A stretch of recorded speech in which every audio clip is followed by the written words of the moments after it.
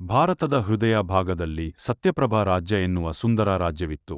ಆ ರಾಜ್ಯದ ಮಹಾರಾಜನು ಆದಿತ್ಯವರ್ಮ ಧೈರ್ಯ, ದಯೆ ಮತ್ತು ನ್ಯಾಯಕ್ಕೆ ಪ್ರಸಿದ್ಧನಾದ ಆಡಳಿತಗಾರ. ಅವನು ಯಾವ ನಿರ್ಧಾರ ತೆಗೆದುಕೊಂಡರೂ ಪ್ರಜೆಯ ಹಿತವೇ ಮೊದಲ ಪ್ರಾಮುಖ್ಯ. ಒಂದು ವರ್ಷ ರಾಜ್ಯದಲ್ಲಿ ವಿಚಿತ್ರ ಘಟನೆಗಳು ನಡೆಯುತ್ತಿತ್ತು.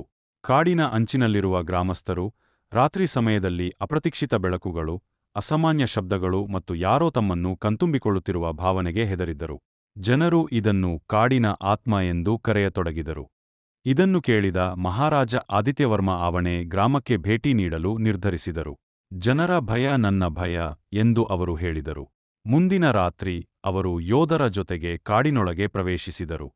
ಕಾಡಿನ ಆಳಕ್ಕೆ ತಲುಪಿದಾಗ ಅವರು ಕಂಡದ್ದು ಆತ್ಮವಲ್ಲ, ಒಂದು ಗುಪ್ತ ಗುಹೆ. ಗುಹೆಯೊಳಗೆ ನೆರಳಲ್ಲಿ ಕೆಲಸ ಮಾಡುತ್ತಿದ್ದ ಕಳ್ಳರ ಗುಂಪು ಇದ್ದರು. ಅವರು ರಾತ್ರಿ ಬೆಳಕು ಮತ್ತು ಶಬ್ದಗಳಿಂದ ಗ್ರಾಮಸ್ಥರನ್ನು ಭಯಪಟ್ಟು ತಮ್ಮ ಕಳ್ಳ ಸಾಗಾಣಿಕೆಯನ್ನು ಮುಂದುವರಿಸುತ್ತಿದ್ದರು. ಮಹಾರಾಜನು ಕೋಪಗೊಂಡರು. ತಾಳ್ಮೆಯಿಂದ ಕಳ್ಳರ ಮುಂದೊಂದು ಷರತ್ತು ಇಟ್ಟರು. ನಿಮ್ಗೆ ದಂಡನೆ ಬೇಕೇ? ರಾಜ್ಯದ ಸೇವೆಯಲ್ಲಿ ಹೊಸ ಬದುಕು ಬೇಕೇ? ಅವರು ನೀಡಿದ ಅವಕಾಶವನ್ನು ಸ್ವೀಕರಿಸಿದರು ಮತ್ತು ತಮ್ಮ ತಪ್ಪನ್ನೂ ಒಪ್ಪಿಕೊಂಡರು.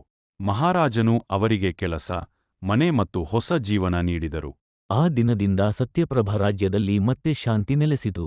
ಜನರು ಎಂದಿಗೂ ಮರೆಯದ ಪಾಠ: ನಿಜವಾದ ಮಹಾರಾಜನು ಕತ್ತಿ ಹಿಡಿದವನೇ ಅಲ್ಲ, ದಯೆಯನ್ನು ಹಿಡಿದವನು.